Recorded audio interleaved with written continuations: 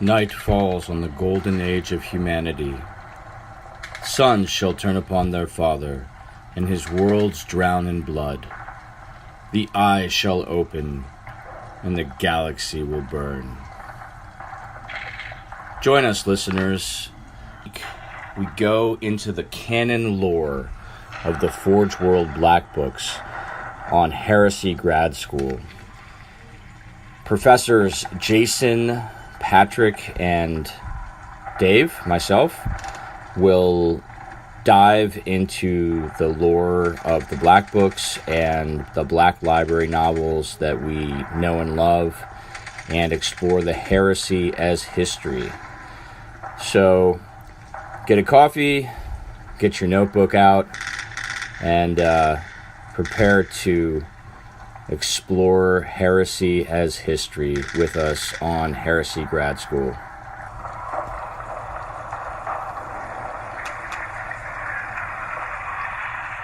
Woof. Right. Woof indeed. Thanks a lot, Craig, for that wake-up call. So, welcome back, everybody, to another episode of Heresy Grad School, part of the Remembrancers Retreat. I'm here with Professors Jason, Dave, and myself, Pat. And we're taking a break from the Coordinate Deeps in Book 4 for a little bit. And so, just as kind of like a nice palate cleanser, we're going over the warp cults in Book 5, the warp cults of the Age of Darkness. I know, as a Sons of Horus player, I've always known about the Davenite lodges and their lodge priests and things like that, but there's just so much lore and so many interesting things around this section. And so I think we're going to start off with Jason kind of giving a cool overview, and then Dave's going to do a little deep dive into some of the specific cults, and I'm going to do a little bit on the Davenite priests. Yeah. I think before we get too far into it, Pat, I just want to set it up and say, I mean, the warp is such a big part of, the universe, right? Like it's sort of everything.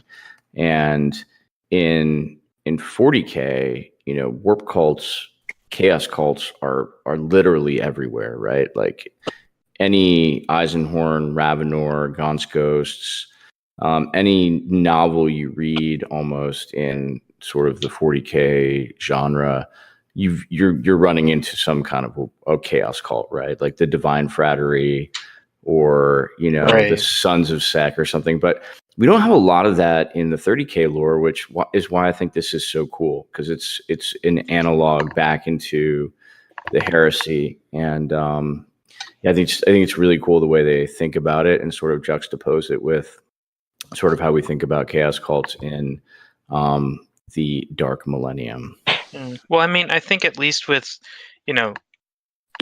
in that whole comparison of 30K and 40K is the idea that with 30K, it's brand new to humans, because essentially the Emperor has brought about this great crusade, and within that great crusade are these compliances of we are wiping out your culture, and it is now the Imperium. Yeah, I think it's more than that, but we'll definitely get into that. I think in the podcast, there's a really cool call out box on the Primordial Annihilator that we'll get to. But yeah, man, I just wanted to kick it off, and then also I wanted to tease the listeners a little bit with where we're going after this. But so it segues nice. I'll just leave it at that. I won't say much more. Good tease. Yeah. But Jason, you want to take it away? Oh, absolutely. Thanks, guys. Yeah, I'm kind of looking forward to all that stuff we have planned for next episode, too. Nudge, nudge, wink, wink. Say no more. Yeah, say no more. All right, guys. So let's talk about warp cults here. So these guys are fascinating to me. Dave, Pat, and I are all fans of the mortal part of the 30K universe. And I think we all kind of have the same idea that there's such a huge part of the universe but they constantly get overshadowed by like what the legions are doing at any given time. And I mean, keep in mind, like at their height, there's something like roughly what, 5 million legionaries? That's not even like a full conscription from a single planet of mortals. There are so many more going on here. So the warp cults are something that's pretty interesting. Like you guys were talking about, they are completely pervasive in 40K, but not so much in the Horus Heresy here, and especially not during the Great Crusade. And there's a very good reason for that. It's not just that chaos happens more in 40K, but what's really interesting. So we all know and love or hate the Imperial Truth, Hippocratic turd fire that it is. So the Great biggest, description of the Imperial Truth, by the way. right? Like We're gonna try and put that on a shirt for you listeners. Don't worry about it. hypocrisy, turd fire, Inc. Imperium at large. However, not to get too far off brand here. So the thing is, the Imperial Truth, there is only science in the universe. There are no gods, there are no demons. Religion is fake. There is just science and the Emperor. And the thing is, as the Great Crusade is going on, it's not that warp cultists don't exist in 30K. It's that the necessary, the prerequisites for them as kind of like a growth medium are not really existent yet. So these warp cultists tend to pop up on worlds that have higher than average warp exposure. So wherever the veil of reality is thin, these warp cults are typically found. And it was a standing mandate for the Emperor on the Great Crusade to, if these planets were found, that they wouldn't even attempt to bring them into compliance. Just like with any other Xenos race, worlds in proximity of warp events or a really high prevalence of psyker births would just be annihilated from orbit, just like any other Xenos infested or tainted planet. Because many of these warp cults, too, are commonly tainted from contact with Xenos lore, or forged by this high-level psyker, with kind of delusions of grandeur and like a messianic or apocalyptic complex.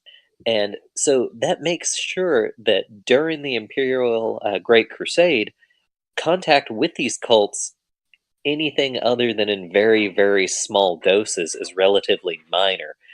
Typically, they pop up in larger compliance actions in kind of unusual circumstances, but the depth and their reasoning isn't really taken into account before they're just steamrolled over with the rest of the world's military.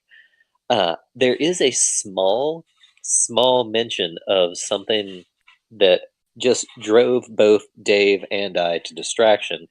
The Gethera warp witches that were purged by the 8th Legion in the late 970s in M30. It sounds amazing, like almost for the Iron Warriors, the Black Judges, but there's nothing on the Getheran Warp Witches, and it is frustrating to a Damn point, fine biker name, by the way. right?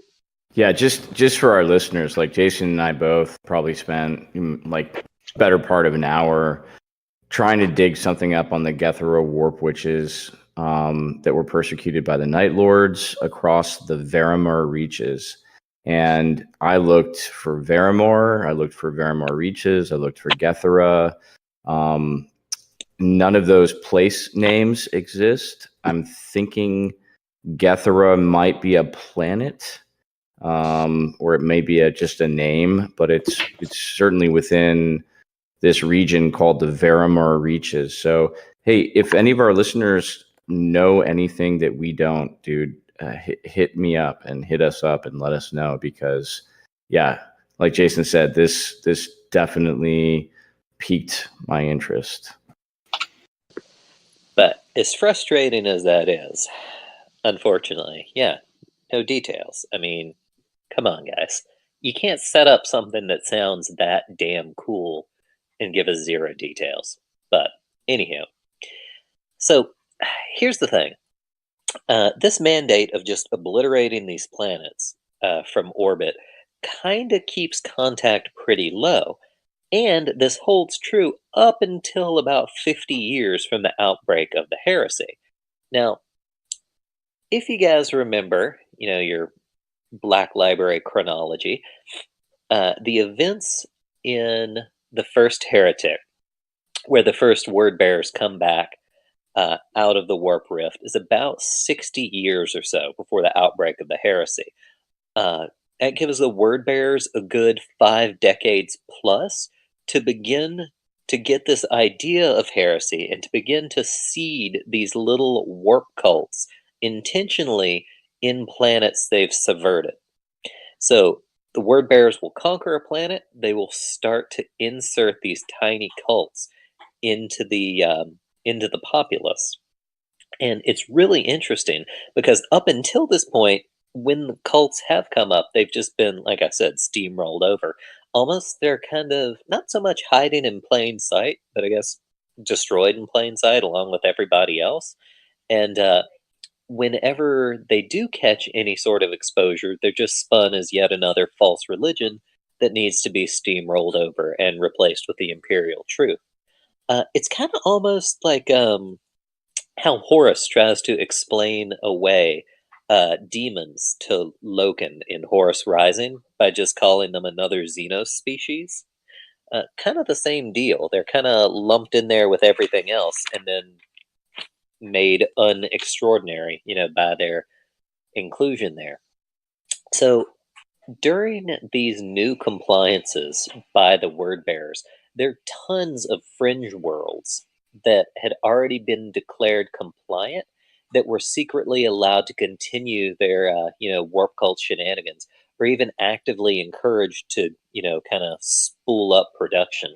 So as the heresy progressed, more and more of these civilizations were infected with these cults, and more civilizations were becoming violent and starting to overthrow their masters and replacing them and that command structure with these warp cults. So it mentions they've aligned themselves with the War Master for a large variety of reasons across the board, but the results are pretty much the same. These are cults that maybe would have burnt out in a few generations, but since the word bearers have taken such an interest in them, they've really started to flourish. And a lot of the major source for some of these cults that get started before even the word bearers have a hand in it was the quote religiosity of many of the ancestor populations. And what they mean by that is many of these planets that have been taken over during the Great Crusade, it may only take Astartes days, weeks, a few months to conquer a planet. But once they've conquered it, it's years or even decades until these planets have been reshaped enough to be considered a contributing member of the Imperium. And a lot of these cultures are still existing in these barbarous conditions that aren't really that much improved since the Age of Strife. That, again, it takes like years or even decades to improve their society, to improve their infrastructure. And during this entire time, they're attempting, the Imperium is attempting to educate these sort of superstitions and religions out of these planets, but they're not always successful. It even mentions specifically here that this kind of mass failing of ironing out these warp cults and the religiosity of some of these populations, it suggests that the iterators were pretty ineffective overall because those are the guys to come in to replace these beliefs with the imperial truth, kind of like imperial missionaries almost. So allegedly, no world should really be declared fully compliant until the iterator's mission of the full replacement and implementation of the imperial truth is down. That world is technically not compliant. So the Black Book calls this out, and it speaks to either monumental conspiracy or monumental incompetence. However, I do think there is kind of a third option that's probably more likely, and it's kind of a combination of those two things, plus it's kind of a little bit of bureaucratic corner cutting, right? I mean, the emperor is saying, you know, there's no firm deadline on the Great Crusade, but it's moving along at a pretty fast clip. The word bearers have already been censured for taking too long. It's not it's a pretty speedy production that needs to happen here. And because of this schedule of the Great Crusade, they don't have time to stop and spend effort on each of these planets individually in the amount that they would require to actually fully do this. So, just like any other job where your schedule is pushed to the point where you have to start cutting corners like this is just the same thing on a massive scale. And I think through all three of those kind of combines to make sure that there's plenty of fertile ground for these cults, to take up with different dissidents. So after Istvan V, thousands of these formerly denounced religions and groups kind of reawaken. And it describes things like things that seem benign, like previously benevolent deities, are now replaced and portrayed as more vengeful destroyer gods instead of, benevolent accepting deities. And offerings of like crops and supplies are replaced with like demands for violence and blood sacrifice. And this is a huge problem because the depth of the reach of some of these cults is total. From both ends of the spectrum so far as the mortal society goes. So you've got large parts of hive worlds, of feudal worlds, even of some of the developed forge worlds that are really resentful of the authority of the Imperium that's already moved in. And anybody that's already thinking about, this sort of rebellion, throwing off the yoke of the Imperium, who they never wanted in the first place, this is now gives them an entirely new way to do that. The Black Book calls out three different hives, Gamma Horgan, Cato, and Avalorn, that are hosts to these really hyper-violent underhivers that are really eager to throw in, with the War Master in the idea that they can move up from the underhive and start inflicting themselves and gaining the resources of the levels above them. Then on the complete opposite end of like a deprived worker class that's already, ripe for a new savior, you have really high-ranking expeditionary fleet officers. So these guys are seeing the galaxy as a whole. They are commanding these fleets, subjugating these cultures they run across. But the problem there is many of these cultures are considered aberrant. Even if they're not destroyed entirely, they're still brought into the Imperium, and they have to be ironed out. And some of those problems, some of the things that may be considered, aberrant, Xenos tainted, are purged, but not without the knowledge of these really high-ranking officers. In the same deal, you have conservators and remembrancers. Their entire job is to record tales of the foes' culture and the foes themselves destroyed by the Great Crusade. So many of these accounts contradict the imperial truth by their very existence, because they're accounts of these enemies and subjugated cultures that are, they can be, locked away and archived away to everybody but the high-ranking officers, but there's going to be a little bit of leakage,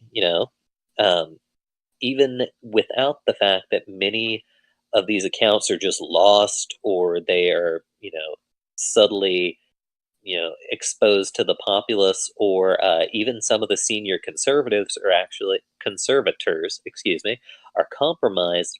These accounts start getting out. And even some of them are preached to new warp cults as a sort of revival of these old religions.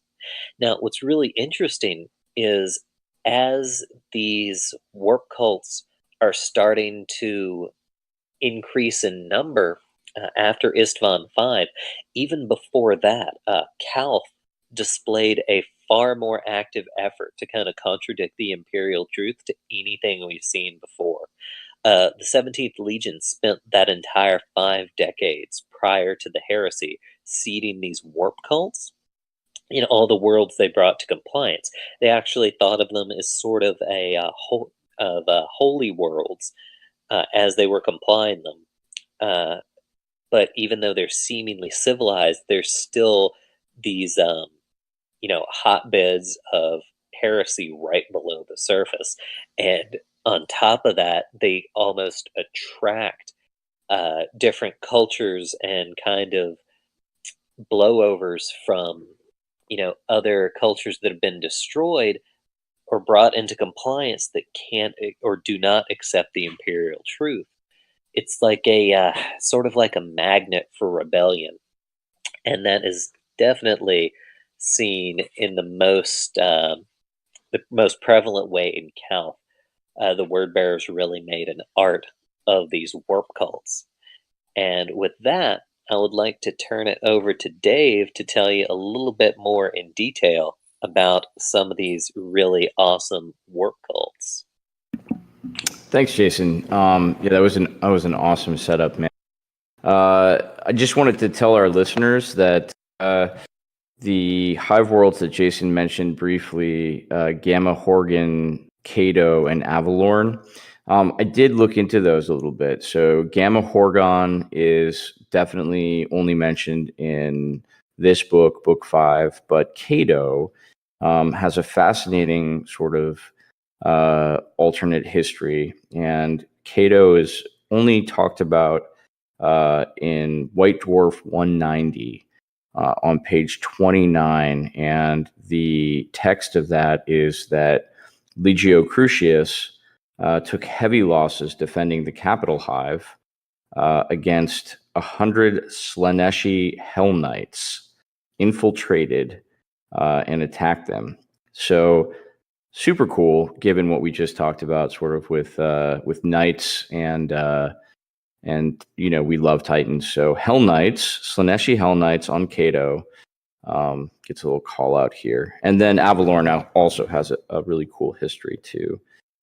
It's mentioned in Codex Chaos 2nd edition, page 48, and it's also brought back in the Chaos Space Marines Codex 8th edition under the Iron Warrior. So those two places both exist in the lore at large. But what I'd like to get into now, I'm going to skip forward, I think, to page 141. It's something that Jason and I both have pretty strong feelings about in terms of the warp and then sort of the imperial truth. On page 141, there's a call-out box called the Primordial Annihilator. And I'll just read it to you, and then I'll talk about it a little bit. At the time of the Battle of Calth, few amongst the Imperium's rulers were conscious of what the numerous warp cults actually believed. Later, they would become all too aware, and later still, all such knowledge would be suppressed and declared anathema. At that early stage, it was guessed that the cults worshipped what they imagined to be deities within the otherworldly dimension of the warp.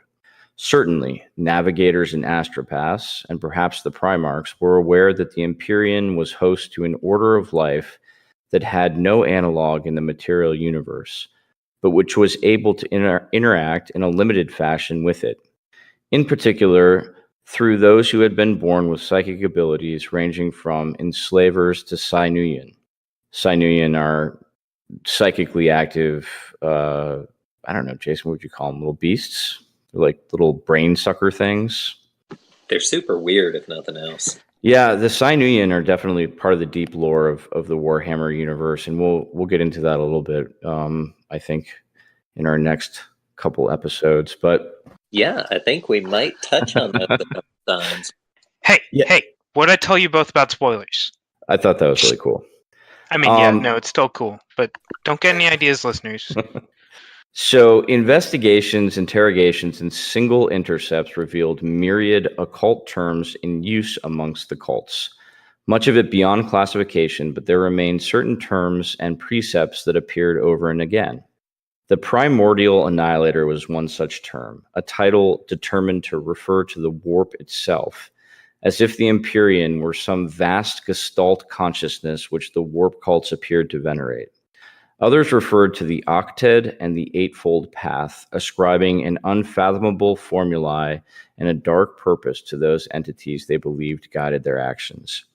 Right, so the octet is usually referred to, I think, by the Dark Mechanicum, and the eightfold path. I mean, you guys know that that's a sort of a dark purpose, right?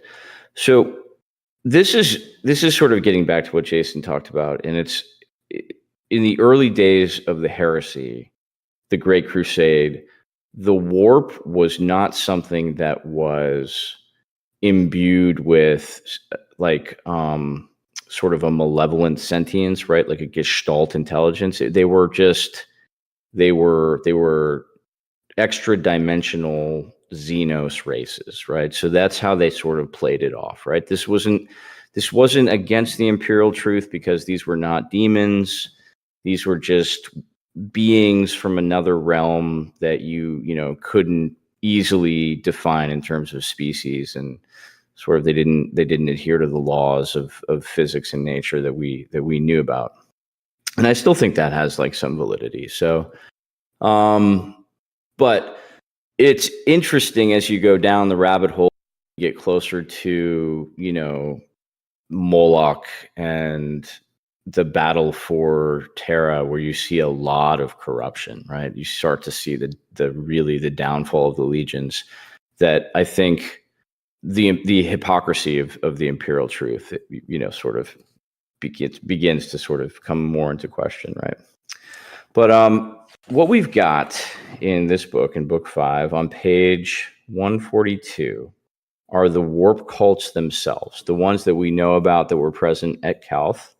And they break them out into 3 sections, and they specifically define 4 different cults.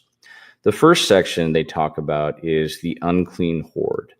And the unclean horde is defined as really pretty far gone, right? So these guys have already started to sort of manifest the signs of chaos corruption, right? The typical indicators of mutation and corruption. So they would have manifested additional limbs, or they would start to grow horns. They would have aberrations. So these guys were kept pretty far in the back by the word bearers. So they were not standing out on the parade ground. They were definitely concealed within sort of the word bearers, defensive perimeter lines, and they weren't really released until the whole betrayal was underway. What's interesting about these guys is there are 2 cults that are named: the Recursive Kin and the Ring. And very little is known about either one of these. They were both recruited from feral worlds, it's believed. They were both brought into the opening phases of the war, and they were able to inflict heavy losses on the defenders of Calth. But by the time the Ultramarines regained control of the defensive grid, they were able to counter assault and counter bombardment, and sort of wiped them off the face of the earth, right? So they didn't last too long. They had a high number of rogue and aberrant psyker mutants, which defines them, I think, interestingly. And they call somebody out in general here, the Zenvar Call. So they would have the Zenvar Call would have a lot of abhuman mutants in their ranks. These guys were really third-line troops, and I love the way they describe this. Really only suitable for hazardous environment labor, forlorn hope operations, right? Suicide operations, suicide mission, and zone mortalis clearance duty. The conspiracy of the traitors concealed the full extent of their psychological deviance, however, which proved to be far in excess of that which would have warranted extermination on grounds of biological contamination to the Imperium. So these guys basically would have just been exterminated by any other legion that found them. But the word bearers, of course, had plans, and so kept them and used them at Calth. Used them mostly in waved assaults, so where they could just overwhelm the enemy by sheer numbers and then died by the thousands, either to the Ultramarines or the Calth defenders, or just because they were in the way and sort of indiscriminate bombardment took them out.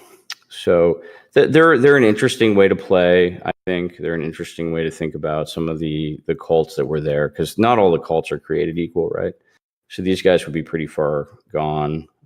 They'd be a lot of fun to model. I think they'd be a lot of fun to put on the table.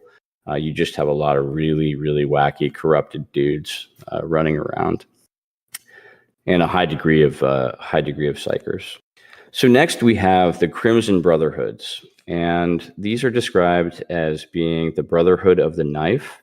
They were the largest and most effective of the warp cults deployed by the word bearers to Calth. They were brought in as second line Exertus Imperialis, Levi Auxilia. So these guys were capable of sort of standing out on the parade field, and they wouldn't have given themselves away. Their muster classification was light infantry, with the terrestrial subtype feral or feudal regressive. So they weren't like out on the parade field looking, like they came out of Armatura, the Academy or something. These guys were still pretty feral, but they were effective, and they were deployed in between 10 and 20 subsects with at least 10,000 per subsect. So looking at those numbers, there's already 100 to 200,000 of those forces deployed on Calth. And the members of the Ushmatar Call had already gained something of a reputation as a most bloodthirsty and brutal fighting force alongside the word bearers during the later compliance actions. And they were recorded as engaging in the most violent rites before and after and even during the battle. The excesses attributed to the forces during the Battle of Calth, particularly by the harrowing accounts of civilian survivors, speak of the Brotherhood of the Knife fighting clad in rags soaked with the freshly spilled blood of sacrificial victims, which was likely to be drawn from their own ranks as from captured enemy combatants. Others had daubed arcane symbols on their skin with blood or had hair matted with clotted viscera, the byproducts of mutilations and acts of furious cannibalism beyond the countenance of any sane mind. This next part is actually really interesting too, but that part makes me think more of like, if you guys are familiar with the Blood Pact, right? From some of Dan Abnett's novels and Gaunt's Ghost. These guys are really, they're pretty debased when it comes to the rituals that they have before and after battle. This part is interesting. Many bore ceremonial blades and other melee weapons. Senior wielded ritual weapons since classified under the general term athame, fashioned of jagged stone and strangely alloyed iron. So I didn't know that athames were as prevalent as I think they are now, right? When I guess when I was reading sort of First Heretic and some of the early Black Library lore, I thought these were like really rare, like it was rare to come across one of these ritual blades. But I don't know. The more I read about it, the more I think, man, it's just a warped blade, right? It's just got some type of chaos. It's got some spooky bits to it. Got some spooky bits. I don't know, Pat. What do you think? You know more about this than I do. I mean, I think it's interesting that like just how like already from if you look at the Unclean Hordes and the Crimson Brotherhood, the Crimson Brotherhood essentially sounds like almost regimental line soldiers that totally could have pulled it off, and then as soon as Lorgar hits the switch, suddenly they all turn on everybody. But I feel like, are these I don't know if the Ashmetar Call, are they the militia that is with the word bearers in First Heretic, or am I thinking of a different regiment? You know what? I don't know. I did not go down the rabbit hole on these guys. That'd be pretty cool, though. Yeah, because I mean, during First Heretic, I mean, they're the main regiment or militia force that is with them, or with the word bearers, are essentially completely sworn to them, without a doubt, and don't bat an eye when things change, so to speak. Yeah, that would actually make sense. Because, these guys have a double purpose as well. So, when they're not fighting, on the battlefield, as sort of, line soldiers, they're certainly willing to sacrifice themselves for, the dark ritual and, the fulfilling of some, demon summoning ritual or something like that. So these guys are definitely committed. They're all in. They drank the Kool-Aid. Yeah. They're willing to go all the way. So, Well, there is an interesting point in First Heretic. Listeners, please come back in 2 minutes if you're worried about spoilers. But if you're listening to the Heresy Grad School, then you clearly aren't worried about spoilers. And this book has been out for ages. But there's a point where essentially the word bearers need to have the custodies on board think that they're sending messages to the Emperor, but instead they use psychers, or they sacrifice psychers to demons and enslave them to demons to like block yeah. transmissions. Yeah, that And was a really spooky part of that book, man. That was really cool how they did that too. Like they had the whole like upper deck confined, right? Like you can go up there Yeah. unless you were, part of the word bearer. And I think you couldn't even go up there unless you were part of like the what do you call it? Who are the guys? Not the priests, not the apothecaries, the like, why am I forgetting this right now? Who are the word bearer chaplains, right? I mean, the serrated sun could go up there. But Jason, help me out. Who's the word bearer chaplain of the serrated sun? Argyltal? No, Argyltal's not a chaplain. No, I know who you're talking about. Oh, yeah. Xeris, right? Or something like that. I find it, because Aquilon really hates him. Yeah. But so, like, the thing I found interesting, though, is that the Astropaths / Psychers they used initially for their ritual were willing and were part of these cults, and so they died more quickly, whereas psychers that they sacrificed that weren't willing didn't die as quickly and made like the spell last longer. But Yeah, again, we can right. go down the rabbit hole of like demonology and like warp shenaniganry, but Yeah. I just thought that was cool. No, that's good. I forgot about that.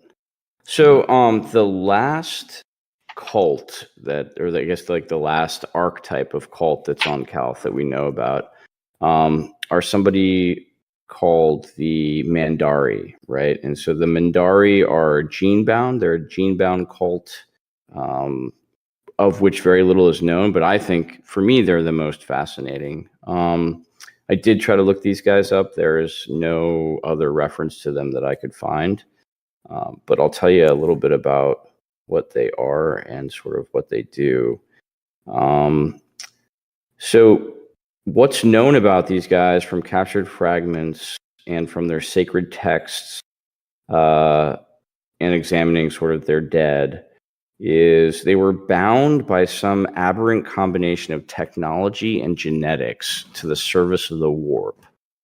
Such a way they believed utterly they would be reborn immediately after their deaths into a new and glorious form.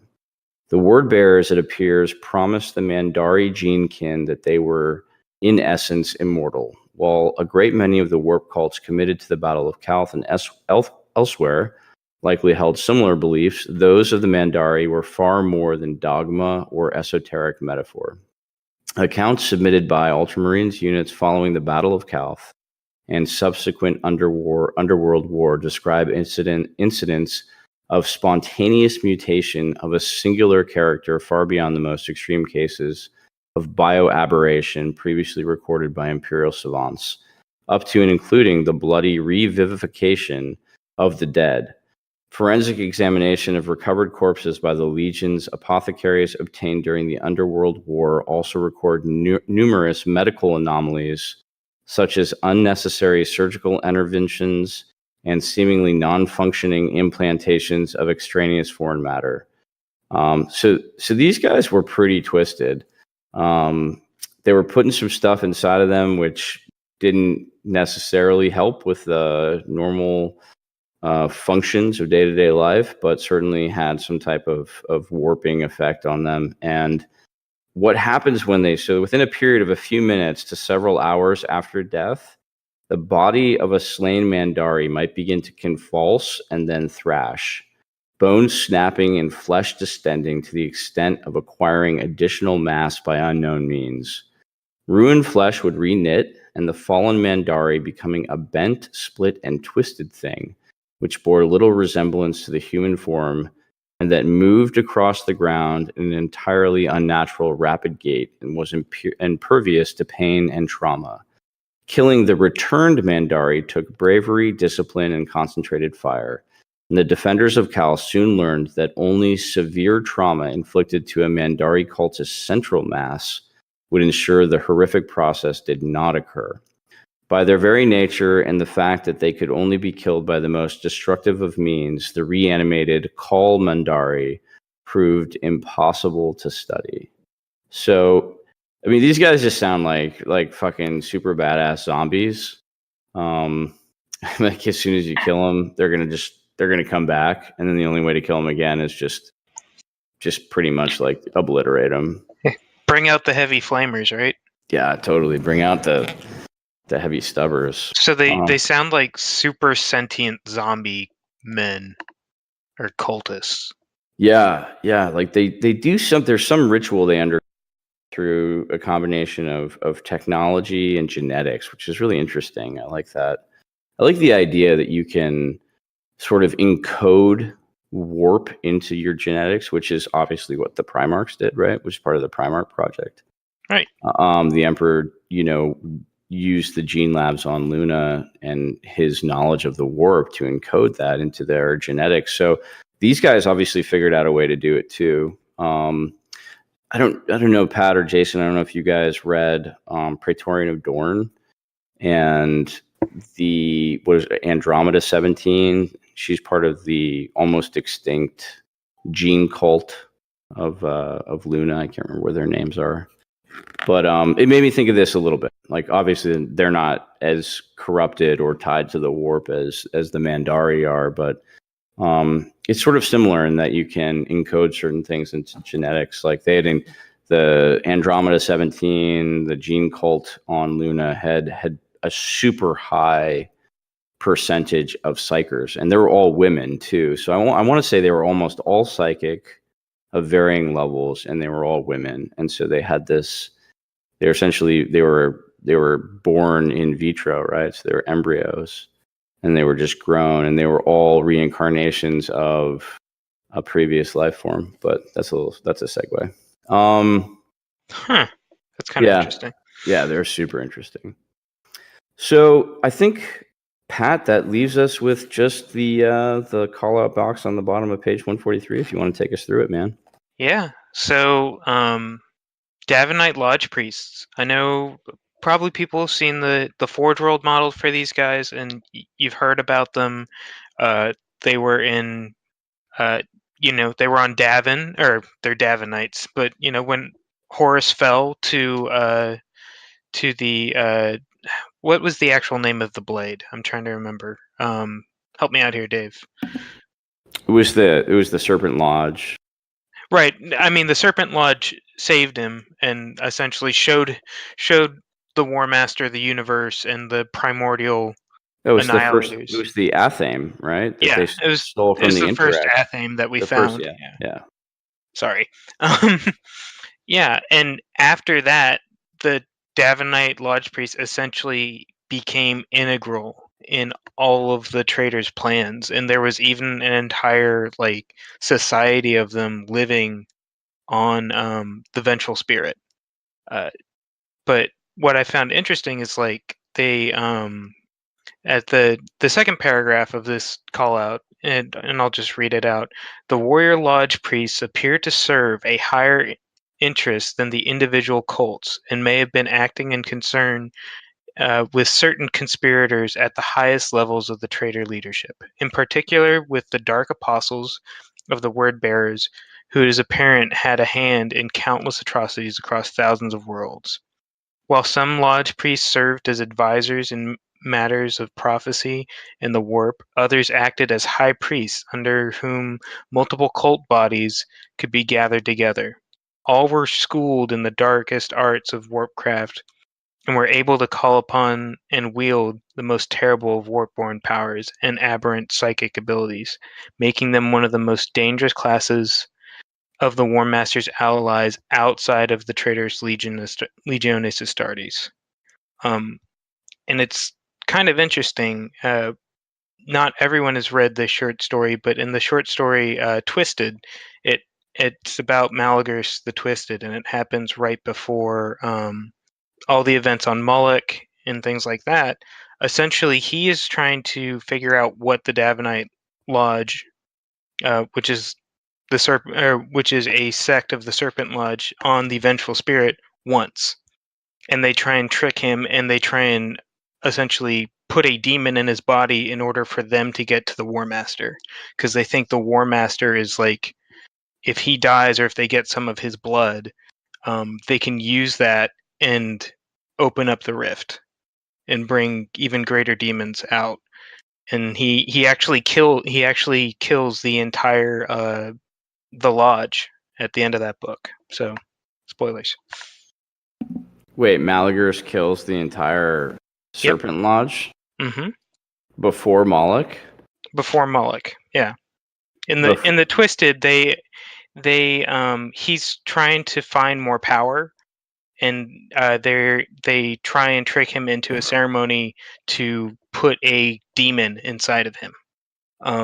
But he already knows what's happened or what's going to happen, and so he goes through the ceremony and then like says a call sign, and suddenly an entire squad of Sons of Horus veterans pops up and kills everyone. Cool.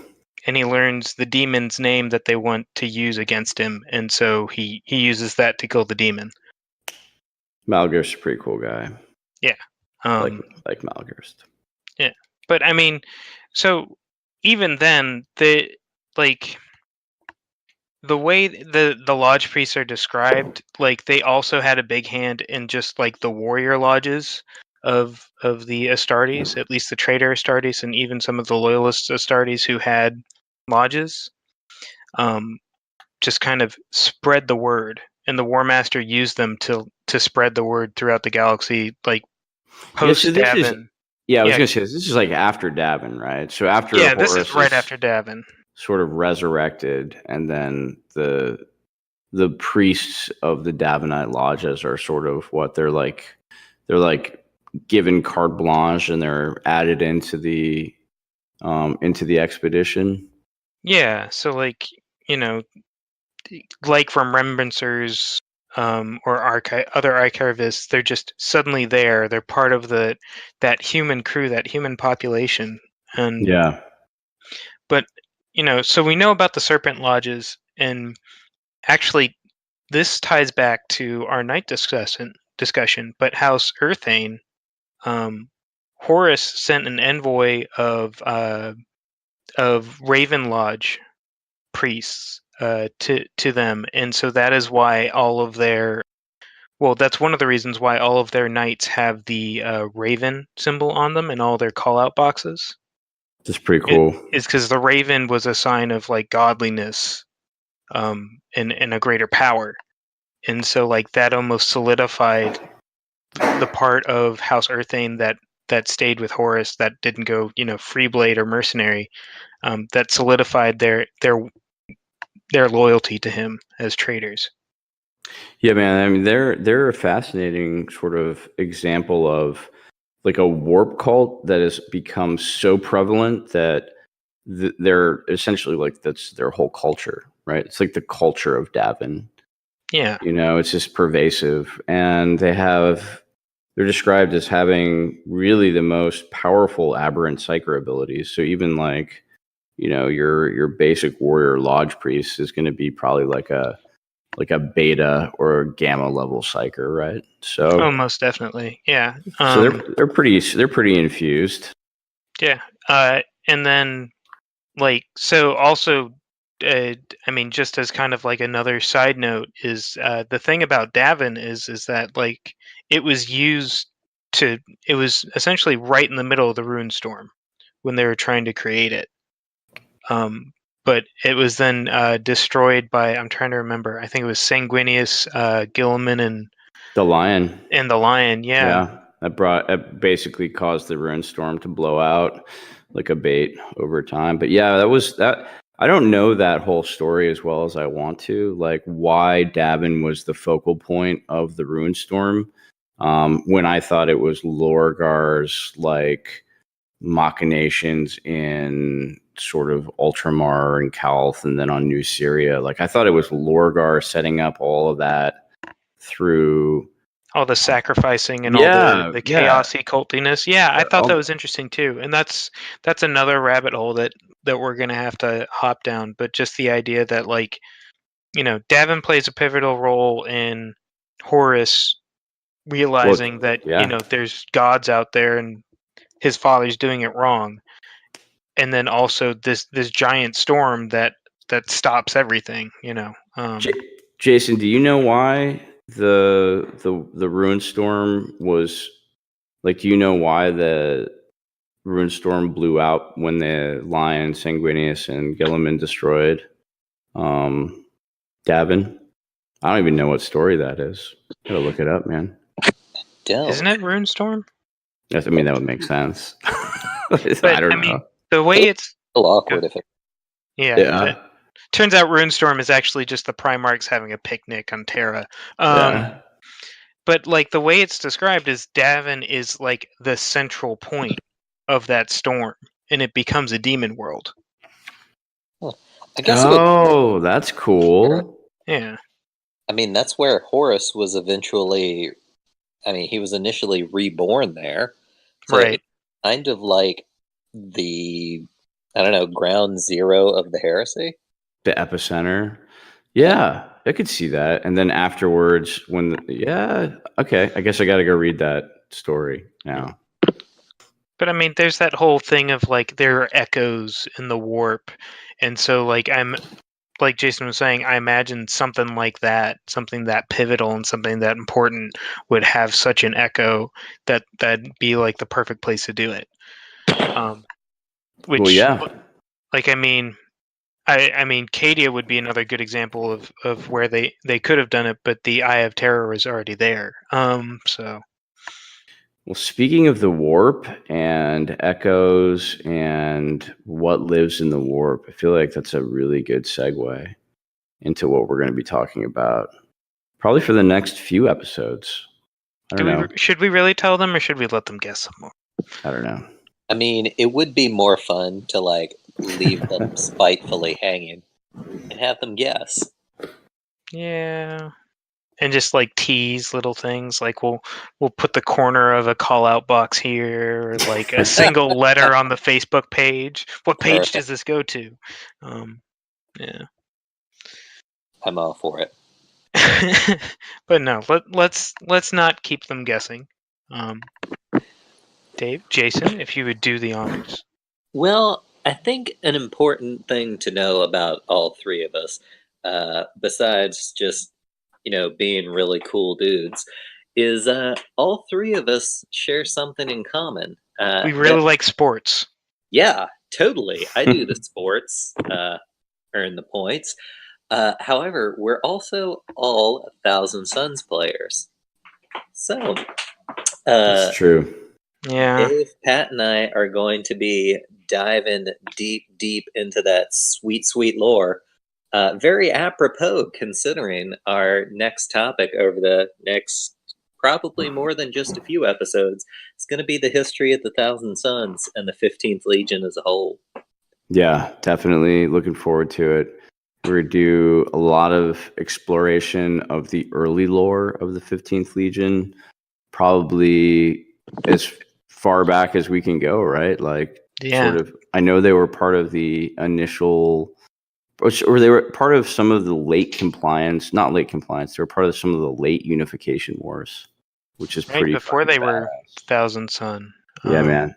Yep. Yeah, all that pre-Prospero territory is super interesting to me, and actually, that's the way I'm going with my Thousand Suns. But really, yeah, you're gonna paint them up like that? Yep, I'm gonna paint them in that off-white livery, and then the orange and yellow, and just the M. Yeah. Oh, it's so fucking cool, man. I love that. I'm going to take a page out of our dear friend Dave Sampson's book at Black Label Painting, because that's his Adepticon army. I think it was his Adepticon. Oh. I think he had to. Did he get buried in Titans? I think he got buried in Titans. Yep. No. I know. Poor Dave. I know. But it'd be cool to have him on, actually, and just see what he, where he was going with that whole theme. Yeah. And yeah, so expect the next episode to be our syllabus episode. Make sure you have your pads of paper or your data sheet, and be ready to figure out where we're getting into. Sounds good. Yeah. Well, I think one last thing I want to say before we go. Yeah. I was thinking about this while listening to you guys talk, and I realized earlier I called the Emperor's plan and the Imperium as a whole kind of a Hippocratic turd fire. And yes. I stand by that statement.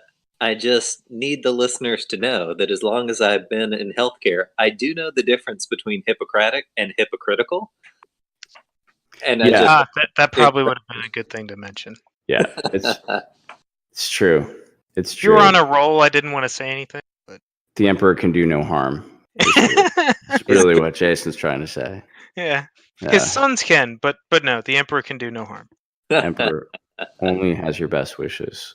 Oh man! He had to break his Hippocratic oath to kill Horus. Oh, sorry, spoilers. I will say this, right? So like, if you're the Emperor, right, and we've had this conversation before, like, if you're the Emperor, mm-hmm. and you know that the warp exists, and you know there are like malicious and malevolent entities in the warp, what's your best way of getting people to just not? But then also that those entities feed off of people's belief in the warp, right? Like, what's your best counter to that? It's just to get people to not believe in that shit, right? Like, that's the gambit. Right, but it's not just the belief that feeds the warp entities. It's any type of emotion. It's any type of battle. Like, shit. Yeah. There's a demon rolling around that's the incarnate of, like, Genghis Khan. I'm trying to remember its name, but Jason probably knows it. The Doombreed. There you go. Or heck, look at Talon of Horus, absolute coolest 40K book ever written. I still need to read that. Yeah, look at Iskandar Khayan. Dude, like, traps demons in tarot cards for a living. That's pretty badass. What is most powerful is essentially like a wingless bloodthirster called the Ragged Knight. It's a cornate manifestation of every bit of violence and bloodshed that happened during the Crusades, on Terra. Like, the entire point of that holy war, as, like, in summation, created a cornate being. Wow. Right? It's badass. Big difference. Cool, guys. Well, that was probably a little taste of where we're going to go in the Thousand Suns, man. If anybody knows about the warp, it's the 15th Legion. Like, they know about the warp, but they don't want to tell you about it. Also true. Yeah. Yep. You can't handle it. It's like giving a child an automatic weapon. It's not something you want to do. It's unsafe. They're a danger to themselves and anybody around them. It's perfect. That's a very apt description of it. Perfect. I Yeah. thought so. So Yeah. we'll just keep all the lore because we know what to do best with it, and nothing will ever go wrong ever. Oh, but I think that's it for us. Do you guys have any plugs before we head out? Coke Zero keeps me alive. All right. That's about it. So Coke Zero, we shall be expecting our sponsorship check and our hats and our T-shirts and everything else, and I'll wear it at every single event. I will get the tattoo. You heard it here first, people. Jason will get a Coke Zero tattoo. Not sure how his wife will feel about it, but you heard it here first. Hey, cool. Hey, if you guys are at Adepticon and you guys want to come say, I'll be there. I'll be at the Titan tables for the God Machine events Thursday, Friday, and Saturday. Come over, say hi. I'll have some party favors with me. If you come over here or you come find me and tell me you listen, then I'll definitely be able to hook you up with something. Yeah, and go take a look at Dave's beautiful Legio. I mean, he has some absolutely beautiful Titans. And I hope you get some fantastic engine kills, Dave. Yeah, man. They might all be my own, but they'll be amazing. Hey, that's all that matters. Remember, 30K is narrative first. That's right. But yeah, hope you all enjoyed listening, and we'll see you next time. So fuck off, Craig. Fuck right off, Craig.